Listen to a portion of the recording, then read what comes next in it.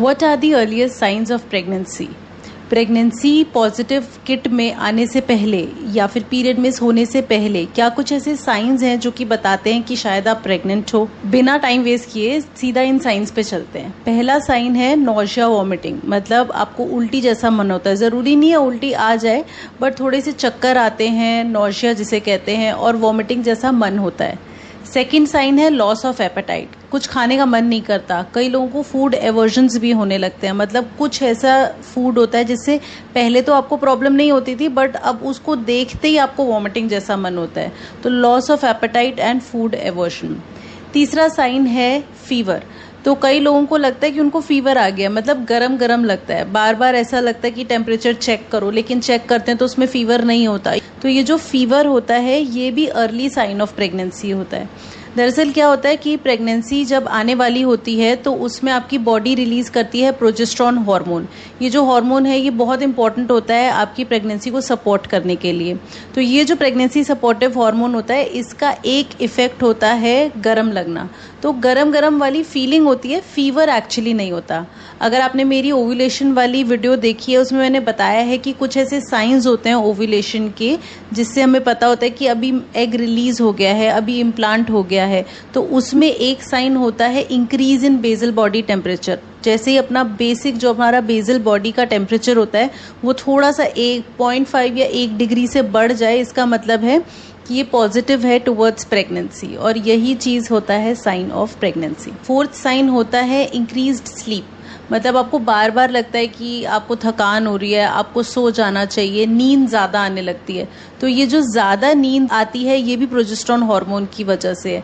तो नेचर ने ना हमारी बॉडी को इस तरह से प्रोटेक्ट किया है फीमेल को कि प्रेगनेंसी जब आने वाली हो तब वो रेस्ट करे। इसीलिए ये जो प्रोजेस्टेरॉन है इसका बहुत ही रिलैक्सिंग इफेक्ट होता है जिसकी वजह से नींद आने जैसा लगता है। फिफ्थ साइन होता है क्रैम्प्स। अब ये सबसे स्कैरी साइन होता है। इसमें ना जैसे मेंसेस होने वाले होते हैं तो जो क्रैम्प्स होते हैं ना, यूट्रस में जो पेन होता है वो होता है। अब ये जो क्रैम्प्स हैं ये 2 टाइप के होते हैं। अब हम बात कर रहे हैं मेंस्ट्रुअल क्रैम्प्स की बात नहीं कर रहे, हम बात कर रहे हैं जो प्रेगनेंसी आने वाले जो क्रैम्प्स होते हैं ना वो 2 टाइप के होते हैं। एक होता है मिड लूटियल क्रैम्पिंग और एक होता है pre menstrual cramping. Mid luteal का मतलब क्या है, जब आपका एग रिलीज हुआ है, आपको ओव्यूलेशन हुआ है, उसके 1 हफ्ते बाद आपको थोड़ा सा पेन होता है। ये पेन 1 से 2 दिन रुकता है बस।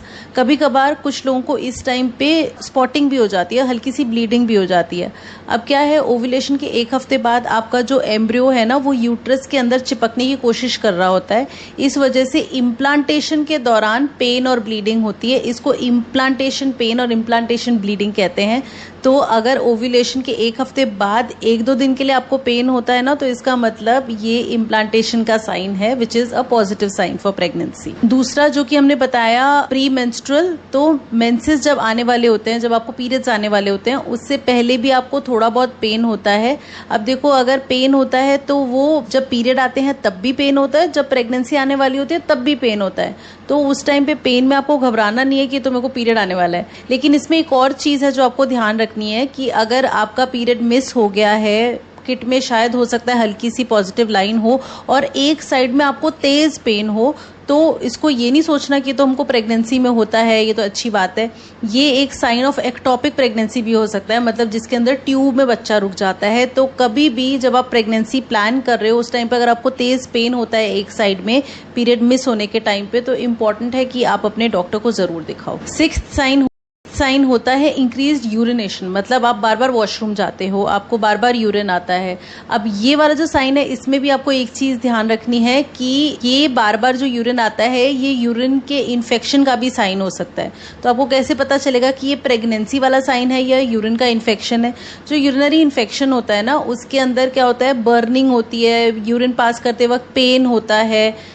जबकि अगर प्रेगनेंसी वाला अगर इंक्रीज यूरिनेशन है तो उसमें कोई प्रॉब्लम नहीं होगी, बस आपको यूरिन बार बार जाना पड़ेगा। कुछ ऐसे हार्मोन्स होते हैं प्रेगनेंसी में जो रिलीज होते हैं जिसकी वजह से यूरिनेशन बढ़ जाती है। तो increase urination is a sign of pregnancy. 7th sign है पैल्पिटेशन, मतलब दिल की धड़कन बढ़ जाती है। तो आपको यूजुअली रेस्टिंग स्टेट में ना किसी को अपनी दिल की धड़कन महसूस नहीं होती, लेकिन प्रेगनेंसी के टाइम पे क्या होता है ना, दिल की धड़कन वैसे ही 10 बीट्स पर मिनट धड़कन बढ़ जाती है और ये वाली धड़कन जो आपकी बढ़ती है आपको महसूस होती है, तो आपको ऐसा लगता है कि घबराहट हो रही है, तो this is nothing but a positive sign of pregnancy. 8th sign और बहुत ही यूनिक और इम्पॉर्टेंट साइन है मेस्टाल्जिया। मेस्टाल्जिया मतलब ब्रेस्ट्स में पेन।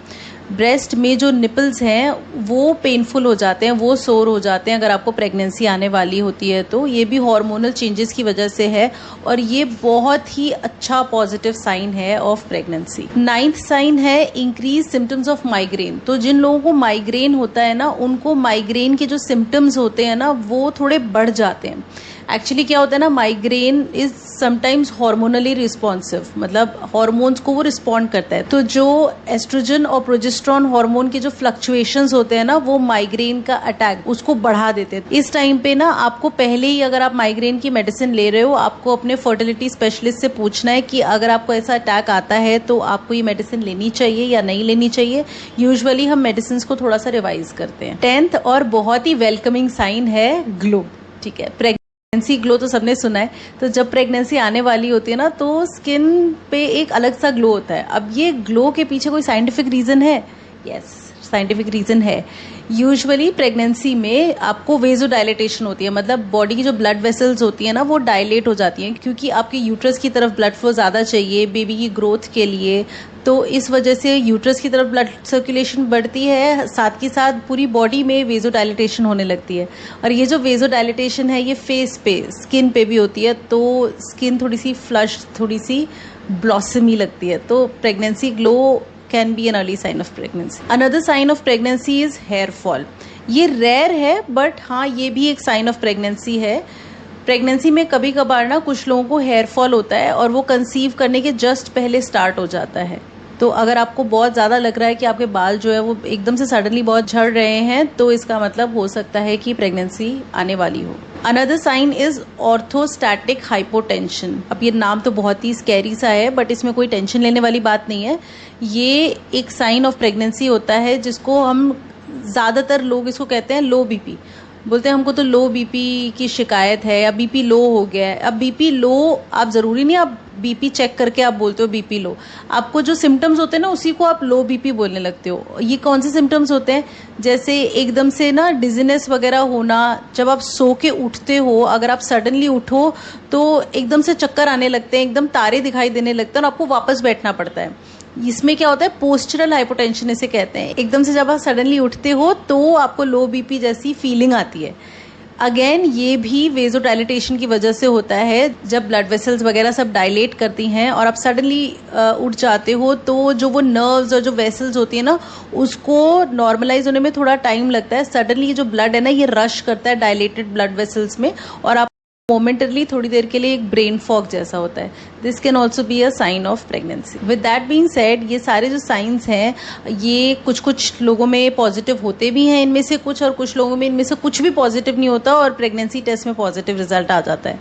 तो अपने आप को ना बहुत स्ट्रेस नहीं देना है। कई पेशेंट्स, मेजॉरिटी पेशेंट्स में हम बहुत जल्दी टेस्ट कर लेते हैं, तब तक कोई सिम्टम्स आए ही नहीं होते।